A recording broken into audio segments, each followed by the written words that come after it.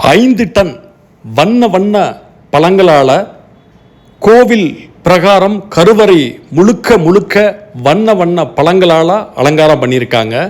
சித்திரை கனியை முன்னிட்டு எந்த கோயில்னு தெரிஞ்சுக்கணும்னா இந்த வீடியோவை முழுசாக பாருங்கள். எக்ஸ்க்ளூசிவான கோயில் வீடியோக்கள் பார்க்கணும்னா அவசியம் எங்கள் பேஜை ஃபாலோ பண்ணிக்கோங்க, சேனலை சப்ஸ்கிரைப் பண்ணி. சித்திரை கனியை முன்னிட்டு சுமார் 5 டன் பழ வகைகள், கொய்யாப்பழம், மாதுளை, ஆப்பிள், ஆரஞ்சு, சாத்துக்குடி, நெல்லிக்காய், சப்போட்டா பழம், அன்னாச்சி பழம், பப்பாளி பழம், முலாம்பழம், மாம்பழம், பலாப்பழம், வாழைப்பழம் கணக்கில் குவியல் குவியலாக குவிச்சு வச்சு அதை தோரணங்களாக கட்டி கருவறை முழுக்க தொங்க விட்டுருக்காங்க.